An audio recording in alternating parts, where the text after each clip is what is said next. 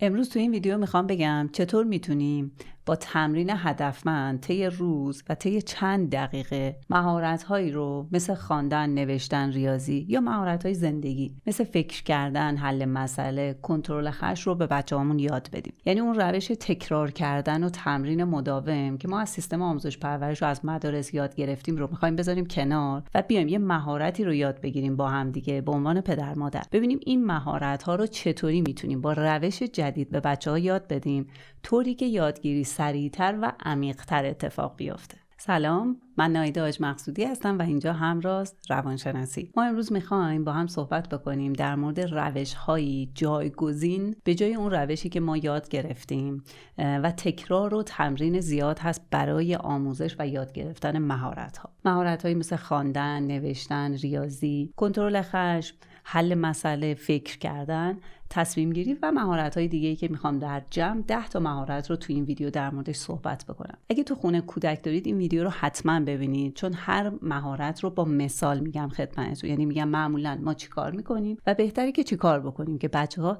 بهتر و عمیق‌تر اون مهارت رو یاد بگیرن. من طبق تحقیقات دارم این ویدیو رو ضبط میکنم، نظر شخصیم رو نمیگم. همه تحقیقات رو هم در این زمینه بررسی کردم و بدون استثنا همشون میگن که یکی از روش‌های خیلی موثر و جایگزین به جای تکرار مداوم این روش هست که ما بهش میگیم آموزش هدفمند. یعنی اینکه خیلی کوتاه و هدفمند میریم سراغ اون مهارتی که قراره به بچه یاد بدیم. خیلی هم با تکرار و تمرین اون بچه رو دلزده و خسته نمی کنیم و حتما با کوچکترین تغییری که در بچه ایجاد شد، یعنی یه رشدی که پیدا کرد، بهش فیدبک مثبت میدیم. پس 2 تا قدم اصلی و راحت داره. حالا بیایم در مورد هر مهارت به ترتیب در موردش صحبت کنم، خیلی کوتاه و براش مثال بزنم که بیشتر متوجه بشیم. مثلا در مورد خواندن، مهارت خواندن ما یاد گرفته بودیم که هی باید بخونیم از روی یه متن، مثلا کتاب خواندنمون باید بارها تکرار بکنیم، کتاب قصه رو باید پدر مادر برامون بارها بخونن یا خودمون کلمات رو هی نگاه بکنیم و بخونیم. خب این میتونه دلزدگی ایجاد بکنه. ما میگیم که میتونیم گاهی وقتا فقط یه پاراگراف رو بگیم بچه بخونه و وقتی تموم شد بهش بگیم که یه سوالهایی راجع به اون متن بکنیم، یه مکس بکنیم. مثلا بگیم که خب حالا بگو کدوم کلمه ها از این پاراگرافی که خوندی تو ذهنته یا از این جمله کدوم کلمه رو دوست داشتی، مثلا اسم اون آقایی که تو این پاراگراف بود چی بود، اسم کدوم شهر اومد، فعلی که آخر جمله بود کدوم فعل بود. یا اینکه بعد بهش بگیم خب حالا نگاه به کتاب بکن و مثلا شروع اسم خودت هر حرفی که هست، مثلا حرف آ، حالا کلمه‌هایی که تو این پاراگراف با آ شروع شدن رو به من نشون بده. یا مثلا اسم مامان آخرش نه داره، حالا بیا کلمه‌هایی که شبیه اسم من آخرشون نه هستن رو نشون بده. ما یعنی تایم کوتاه‌تری با بچه داریم تمرین می‌کنیم، ولی خیلی هدفمندتره و عمیق‌تر این رشد و این آموزش اتفاق میفته. به جای اینکه بخوایم بگیم خب مثلا باید از رو درست که مثلا 7 خط 10 خطه یه بار 2 بار 3 بار بخونی. اینو تحقیقات نشون میده که نتیجه بهتری داره. و یا مهارت نوشتن، به جای اینکه هی تکرار بکنیم حروف الفبا رو یا کلمات جدیدو و بچه خسته یا دل زده بشه، بهتر از روش‌های نوین و جدید استفاده بکنیم. مثلا یکی از روش‌ها اینه که به بچه میگیم که این جمله رو بخون، از توش یک کلمه آسون و یک کلمه سخت پیدا کن و اونا رو بنویس. یا اینکه بهش میگیم مثلا کلمه‌هایی که با حرف A شروع میشن، با حرف آ شروع میشن، اونا رو پیدا بکن، هایلایتشون بکن. یا اگر کلمه ای رو اشتباه داره و هی تکرار میکنه تو نوشتن و املا، اون کلمات رو میایم پیدا میکنیم. 4 تا 5 تا 10 تا کلمه هستن و اون رو دیگه تکراری بهش نمیگیم که با مداد و کاغذ بنویسه، میایم از روش‌های دیگه اون رو باش کار میکنیم. مثلا در روز یه بار 2 بار بهش میگیم راستی اون کلمه رو با انگشت تو هوا بنویس، یا خودمون غلط و درستش رو مینویسیم بهش میگیم کدومش درسته تیک بزن اون رو، یا روی بادکنک میگیم بنویس بادکنک رو برای ما پرت بکن. اینا کارهایی هستش که خلاقانه است و واقعا میتونید هم سرچ بکنید از اینترنت روش‌های جدیدتری رو هم پیدا بکنید. من تعدادیشو میگم که ویدیو نخواد خیلی طولانی بشه. و بعد مهارت ریاضی، به جای اینکه مثلا برای بچه‌های کلاس سوم چهارم بخوایم مثلا بگیم 10 تا تفریق بنویس، 10 تا جمع بنویس، میتونید تعدادش رو کمتر بکنیم ولی یه ذره خلاقیت توش باشه. مثلا بگیم که 3 تا جمع بنویس، یکیش آسون باشه، مثلا اعداد یه رقمی، یکیش اعداد 2 رقمی، یکیش اعداد 3 رقمی و خودت هم سوال طرح بکن. یا مثلا اگه داریم براشون مسئله طرح میکنیم به عنوان پدر مادر توی خونه، مسئله ها رو تو 3 تا سطح طرح بکنیم، آسون باشه، متوسط باشه و سخت، و بهش بگیم تو هم بیا یه دونه مسئله شبیه یکی از این مدل‌ها خودت طرح بکن، برای من مثلا یه سوال طرح بکن یا واسه خودت طرح بکن و جواب بده. یا اون سوالی که پیچیده تر هست و جواب داده رو بهش بگیم بیا در مورد جوابت به من توضیح بده، چی شد که از این راه حل رفتی. پس نیاز نیستش که خیلی تمرین بکنیم و تکرار و مداومت داشته باشیم.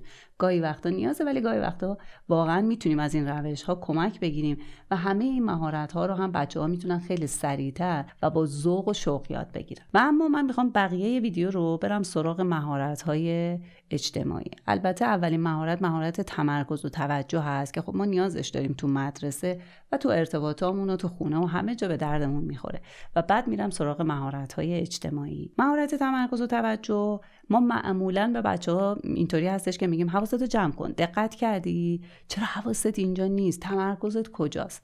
به جای اینکه این کلمات رو هی تکرار بکنیم، کمکش بکنیم با یه مهارت‌های بچه ما میتونه تمرکزش رو ارتقا بده. یعنی امروز آموزش‌ها میگن تمرکز و توجه قسمتیش یاد گرفتنی هست. البته فضای خونه ما اگه امن باشه، بحث و دعوا نباشه و خیلی مسائل دیگه روی تمرکز و توجه و دقت تأثیر دارن، ولی ما میتونیم با یه سری تمرین ها هم این رو افزایش بدیم. مثلا یکی از تمرینایی که به بچه‌ها برای افزایش تمرکز و توجه میدیم اینه که بهشون میگیم که بذار 2 دقیقه ساکت باشیم، به صداها گوش بدیم، ببینیم چه صداهایی رو میشنویم. صدای ساعت میاد، مثلا صدای ماشینا میاد، صدای پرنده ها میاد. حساسیت شنیداریش رو و توجهش رو میتونه جلب بکنه. یا اینکه یه کار دیگه که میشه کرد اینه که روی میز چند تا وسیله بچینیم و بعد به نوبت این بازی رو انجام بدیم. 1-2 تاش رو یا جابجا بکنیم یا یکیش رو برداریم، بعد بچه ما دقت بکنه و بگه که چه اتفاقی افتاده. یا برای بچه‌های بزرگتر میتونیم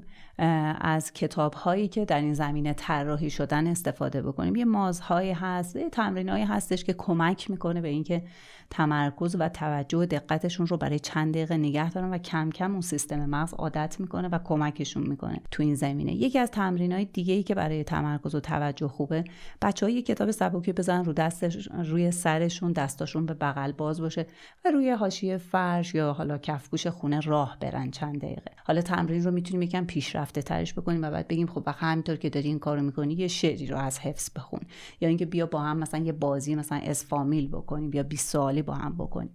این کمک میکنه که کمی تمرکز و توجهشون بیشتر بشه. و اینکه برای بچه‌هایی که موقع انجام مشق و تکالیف مدرسه هومورکشون تمرکز و توجهشون کمه، من 2 تا پیشنهاد دارم. به جای اینکه هی بگیم بشین بلند نشو تکلیفتو انجام بده، اگه بچه پرتحرک و کم تمرکزیه، لطفاً بیشتر از 5 دقیقه نخواید ازش که بشینه. 5 دقیقه بشینه، تکلیف بنویسه و برای 1 یا 2 دقیقه بره، یه حرکتی بکنه، یه دوری بزنه، استراحت بکنه، دوباره بیاد برای 5 دقیقه بشینه. 5 دقیقه به این بچه‌ها تایم میدیم. و اگر بچه شما تمرکز نسبتاً خوبی داره، خیلی هم پرتحرک نیست، حالا این تایم میتونه 10 دقیقه 1 ربع باشه، بهتره از 1 ربع 20 دقیقه طولانی تر نباشه. و بعد حالا 10 دقیقه 1 ربع هم استراحت بکنه و دوباره اگه نیاز هست و تکلیفی داره بیاد ادامهش رو انجام بده. پس تمرکز و توجه رو ما اینطوری میتونیم نگه داریم، یعنی هر 5 دقیقه میمونه. ولی اینکه از یه بچه کم تمرکز و کم توجه و پرتحرک بخوایم 20 دقیقه بشین بعد 5 دقیقه استراحت کن، این یکم سخته و غیر علمیه. اینم که گفتم خدمتتون طبق تحقیقات علمی هستش. و مهارت بعدی که میخوام در موردش صحبت بکنم مهارت کنترل خشم هست. ما معمولا میگیم داد نزن، هول نده، چیز پرت نکن، چرا عصبانی شدی، چرا داد میزنی، مگه خونه ما کسی داد میزنه؟ البته اگه خب داد نزنی ما عصبانی نباشیم و معمولا هم نتیجه نمیگیریم. چرا دوستتو هول دادی، چرا با عصبانیت تو مهد کودک بودی، یا از مدرسه مثلا گزارش و ریپورتی که به ما شده تو عصبانی هستی، چرا این کارا رو میکنی؟ نتیجه هم معمولا نمیگیریم با صحبت کردن. ما میگیم که به بچه‌ها اون آموزش هدفمندی که میگم به جای تکرار کردن اینه که بیایم تکنیک یاد بدیم. 2 تا تکنیک رو میخوام خیلی ساده اینجا بهتون بگم و میتونید به بچه‌ها برای کنترل خشم یاد بدید. ما میتونیم به بچه‌ها بگیم خشم ما مثل یک چراغ راهنمایی، ما میتونیم باهاش برخورد بکنیم. چراغی که سر 4 راه هست. وقتی ما میرسیم به چراغ 4 راه، چراغی که سر 4 راه هستش، چراغ قرمز وقتی هست ما میایستیم. وقتی زرده با احتیاط حرکت میکنیم و وقتی سبز حرکت میکنیم. حالا تو میتونی توی خشمت و عصبانیتت همین کارو بکنی. وقتی چراغ قرمزه یعنی باید استاپ کنی، هیچی نگی. وقتی زرده یعنی باید 1 یا 2 تا نفس بکشی و وقتی سبز شد یعنی اینکه باید با آرامش یه حرفی رو بزنی، نه موقعی که عصبانی بودی و چراغ قرمز بود. اگر اون موقع حرف بزنی جمله تو بده یا شاید از دستت و پات استفاده بکنی، دوستتو هول بدی. حالا اینو میتونیم به صورت دست هم به بچه‌ها نشون بدیم. من معمولا تو کلاسام میگم اینطوری هم میشه نشون داد به بچه‌ها. بگیم ما 3 تا کار میتونیم بکنیم وقتی عصبانیم و بهش بگیم تکنیک دست طلایی. وقتی بچه‌ها عصبانی هم بگیم از تکنیک دست طلایی استفاده کردی؟ گفتی که اول باید ساکت باشم، استاپ کنم، بعداً باید نفس بکشم، بعداً باید یه رفتار خوبی داشته باشم. این تکنیک دست طلایی رو به بچه‌ها تکرار بکنید و آروم آروم بچه‌ها یاد میگیرن. یادمون باشه قرارم نیست که خیلی سریع این اتفاق بیفته، مخصوصا در مورد مهارت کنترل خشم، چون چیزای متعددی اینجا اثر داره. ولی خب توی مهارت‌ها من خواستم این رو هم خدمتتون بگم. مهارت بعدی که میخوام در موردش صحبت بکنم تفکر و حل مسئله هستش. معمولا به بچه‌ها میگیم فکر کن، فکر نکرده جواب دادی یا بیشتر فکر کن. به جای تکرار کردن بهتره که این مهارت رو به بچه‌ها یاد بدیم. چطوری؟ مثلا به بچه‌مون میگیم که ببین تو حق داری با وسایلت بازی بکنی، اینا واسه توئه، ولی ما عصر مهمون داریم و اونا بچه دارن که همسن توئه. تو میتونی 2 تا کار بکنی.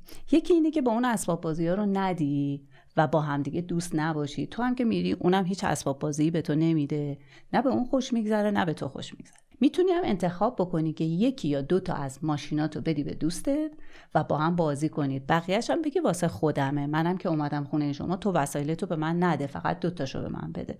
حالا انتخاب بکن. هم داریم فکر کردن رو بهش یاد میدیم، هم داریم مسئله و مشکلی که مثلا دفعه قبل پیش اومده، این 2 تا دعوا کردن، نتونستن با هم ارتباط بگیرن، خوش نگذشته رو بهش یاد میدیم که تو میتونی با این مسئله روبرو بشی و راه حل براش پیدا بکنی. یا مثلا فکر کنید بچه بزرگترمون، مثلا دختر یا پسرمون اومده از توی مدرسهش و مشکلش داره صحبت میکنه. خب ما میتونیم بهش فکر کردن و حل کردن اون مشکل رو یاد بدیم. بهش بگیم خودت چی فکر میکنی؟ به نظر چطوری میشه این مشکل رو حل کرد؟ پس بچه‌ها از این سن یاد میگیرن که ما باید از فکرمون کمک بگیریم و هر مشکل و مسئله‌ای که پیش میاد یه راه حلی داره، میشه براش 1 2 تا 3 تا راه حل پیدا کرد. و یه مهارت دیگه هست به اسم مهارت جرأتمندی و معمولا ما هی تکرار میکنیم که چرا نگفتی نه، چرا بهش نگفتی که نمیخوام، برندار، نکن، دست نزن، چرا اینا رو نمیگی؟ ما باید بگیم نه. به جای این تکرار کردنه، اگر بخوایم بریم سراغ آموزش یا یادگیری هدفمند، اینه که اولا از خونه‌مون شروع بکنیم و به بچه‌ها اجازه بدیم که نه بگن. و قدم بعدی اینه که با بازی نقش‌ها، رول پلی، توی نقش‌ها کلمات و جمله‌های کلیدی رو استفاده کنیم. بچه‌مون از ما یاد میگیره و استفادهش میکنه. کلماتی مثل این که نه دوست ندارم، نمیخوام، نکن، دست نزن. به خانم معلم میگم به مامانم میگم این کلمات رو باید بچه ما یاد بگیره. حالا یه جایی که میتونه پس خودش بر بیاد، کلماتی مثل این که نه نمیخوام، دوست ندارم و میگه و اگه فکر میکنه نیاز به کمک هست میره سراغ جمله مثل این که به خانم معلم میگم، به آقا معلم میگم یا به مامانم میگم. و ما میخوایم با این مهارت جرأتمندی به بچه‌ها کمک بکنیم که جای مورد زور واقع نشن یا اینکه مراقبت بکنن از جسم و روانشون. پس مهارت مهمی است. البته محترمانه در ادامه مسیر به بچه‌ها یاد میدیم که چطوری بهتره که ما نه محترمانه بگیم، ولی اول میخوایم که استارتش بخوره. و مهارت بعدی که میخوایم در موردش صحبت کنیم مهارت شناخت و ابراز احساسات هستش. یعنی یکی از زیر مجموعه‌های خودشناسیه. خیلی مهمه که ما احساساتمون رو بشناسیم و معمولاً بچه‌ها نمیشناسن دیگه. مثلا بهش میگیم خب چرا نگفتی به من ترسیدی؟ یا مامان پس تو عصبانی بودی؟ آها ناراحت شده بودی. بچه اصلا نمیدونه احساسش چیه، فقط راجع به هر احساسی شاید گریه میکنه، بدقلقی میکنه یا پرخاشگری میکنه. احساسش رو بچه ما باید اول بشناسه و کم کم میخوایم یادش بدیم از 5-6 سالگی به بعد که مدیریتش بکنه. یکی از بهترین راه‌ها اینه که از سنین حالا هولوش 2.5-3 سالگی شروع میکنیم، استیکرها رو به بچه‌ها نشون میدیم. اون 4 تا احساس اصلی، خوشحالی و ناراحتی و خشم و ترس رو به بچه‌ها نشون میدیم. بعد گاهی وقتا تو آینه خودمون شکلک در میاریم این 4 تا رو و بهش میگیم که الان من خوشحالم، الان ناراحتم، چی شده مامان خوشحاله، چی شده مامان داره میخنده. بیاد با هم دیگه وقتی بچه‌ها بزرگترن بالای 3 سال هستن و میتونن از دایره لغاتشون استفاده کنن، پس راجع به احساسات حرف میزنیم. یا اگه مثلا یه انیمیشنی داریم میبینه، یه کتابی داریم میخونیم، راجع به حس اون کاراکتر اصلی شخصیت حتما حرف بزنیم. چی شد خرگوش کوچولو ناراحت شد؟ به نظر تو چیکار میتونه مامانش بکنه که خوشحال باشه؟ راجع به احساسات صحبت کردن.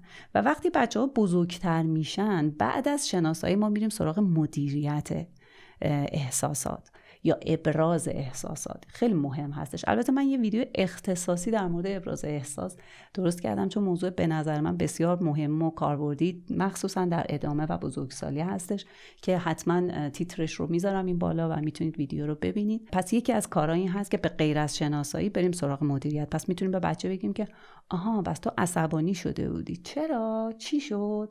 و بعد بگم اون وقت چی کار کردی؟ بعد بگم آها خب حالا نتیجهش چی شد؟ چی کار میکردی بهتر بود؟ چه کارهای دیگه ای میشد بکنی؟ یعنی راجع به اون حل مسئله در مورد اون احساسه باش حرف بزنیم. و خودمون هم تو شرایط احساسی که هستیم حتما با بچه‌مون گفتگو بکنیم که من امروز مثلا تو کارم خسته شدم، بعد دقت کردم دیدم به خاطر این احساس خستگیم، بعد این کارو انجام دادم. در مورد احساسات صحبت کردن خیلی تعیین کننده است. اگه این ویدیو رو تا اینجا دوست داشتید، بزرگترین حمایت شما از ما این هستش که ویدیو رو لایک بکنید و اینکه اگه دوست دارید ویدیوهای این چنینی رو بیشتر ببینید، میتونید سابسکرایب بکنید و همراه همیشگی ما باشید. محتوای متفاوت ما رو هم در اینستاگرام میتونید دنبال بکنید به آدرس همراز.روانشناسی. و اما مهارت 8، مهارت قدردانی و تشکر. خیلی مهمه که بچه‌های ما بچه‌های سپاسگزاری باشن و تشکر کردن رو بلد باشن. هم نوجوانی هم از جوانی به بعد توی روابطشون خیلی بهشون کمک میکنه. ولی ما معمولا یه کار رو بلدیم، اونم هی تکرار مداوم چند تا کلمه است. بگو مرسی، گفتی ممنون، تشکر کردی، یادت رفت تشکر کنی. معمولا تکرار میکنیم. من 2 تا کار رو میخوام اینجا یاد بدم که این مهارت تو ذهن بچه‌ها کاملا بشینه و یادش بگیرن. یکی این که بعضی از شبا موقع خوابیدن به بچه‌مون بگیم که امروز من چه کارهایی برات کردم که تو میتونی از بابت اونها از من تشکر بکنی. اگه خودش یادش نبود میتونیم بهش بگیم که مثلا من ناهار پختم، من برات کتاب خوندم، من باهات بازی کردم. بعد خودمونم بگیم منم میتونم بابت این کار از تو تشکر بکنم. یه کار دیگه هم اینه که بهش یاد بدیم تشکر کردن از دیگران.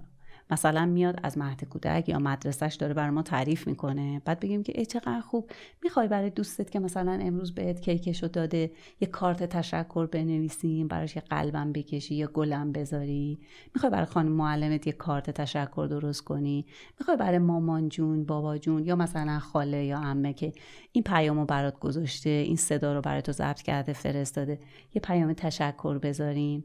پس ما میتونیم با این 2 تا کار به راحتی به بچه‌ها یاد بدیم و هی تکرار و تمرین ازشون نخوایم. مهارت بعدی هم صبر و تحمله. خیلی مهمه و معمولاً به خاطر بحث سوشال مدیا و اینترنت و فضایی که این نسل دارن، صبر و تحمل کلاً تو بچه‌ها پایینه و حتی میشه بگی که خیلی شاید پر استرس و مضطرب هم هستن تعداد زیادی از بچه‌ها.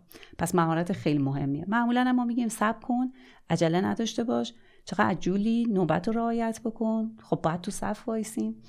اگه بخوایم که این مهارت همونطور که گفتم مثل مهارت‌های قبلی قشنگ در ذهن بچه جا بگیره و یاد بگیره این مهارت رو، چند تا کار باید انجام بدیم. وقتی کوچیک‌تر هست توی خونه بازیایی بکنیم که باید صبر بکنه. مثلا بگیم ماشین تو بیار، من پمپ بنزینم. بعد بگیم خب 2 تا ماشین جلوی تو هست، تو باید نوبت رو رعایت بکنی و صبر بکنی. یا مثلا بهش بگیم که بیا مثلا من پیتزا فروشیم، تو زنگ میزنی به من پیتزا برات بیارم، بعد رو ساعت نشون بدیم که خب باید صبر بکنی تا پیتزا آماده بشه. یا موقعیت‌های واقعی واقعا با هم داشته باشیم، مثلا با هم کیک درست بکنیم، خب کیک رو باید نیم ساعت 1 ساعت صبر بکنیم تا آماده بشه. دسر یا غذایی رو با هم درست بکنیم، باید صبر بکنیم.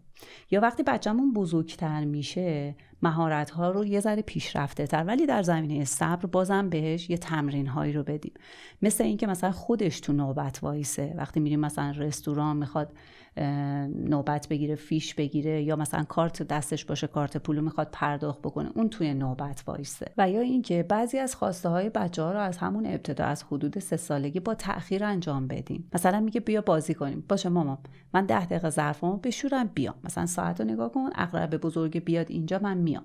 بیا مثلا بریم امروز خونه دوستم، امروز نمیتونم مامان، حتما بریم، امروز میتونیم با هم نقاشی بکشیم، مثلا آخر هفته میبرمت. این به تأخیر انداختن ها کمک میکنه که بچه‌ها کمی صبر و تاب‌آوری رو یاد بگیرن و نیاز نیست که هی تکرار بکنیم که صبر کن، حوصله داشته باش و عجول نباش. و یه کار دیگه که خیلی مهمه اینه که ما میخوایم بچه‌ها تحمل کردن رو یاد بگیرن. اصلا خودمون چقدر تحمل و صبوری داریم توی رسیدن به خواسته هامون و اهدافمون. الگو هستیم برای بچه‌ها ببینن که برای یه کاری که داریم انجام میدیم، داریم با بچه‌ها صحبت میکنیم و میگیم خب نیاز هستش که این کار رو انجام مثلا این تایم رو بدم برای رسیدن به این خواستم، باید صبر کنم، یا توی نوبت هستم. گاهی وقتا همین کارا رو ما خودمون انجام نمیدیم. آخرین کاری هم که میتونه به بچه‌ها کمک بکنه اینه که این صبوری و تحمل رو بهشون بگیم که چجوری میتونن داشته باشن. یعنی اینکه مثلا تو مسیر هستیم 3 ساعت 5 ساعت تا برسیم به خونه دوستی، بهش بگیم که خب گاهی وقتا نیازه که تو هیچ کار نکنی، فقط در دیوار نگاه بکنی، از پنجره ماشین بیرون نگاه بکنی، یه تایمی میتونی یکم موزیک گوش بدی، بعد مثلا ما میتونیم با هم یکم بازی بکنیم. یعنی اینکه نیاز نیست همیشه سرگرم باشی. یه تایمی هم مثلا من و بابا که داریم فکر میکنیم یا داریم نگاه میکنیم بیرون، تو هم میتونی همینجوری تایمت بگذره.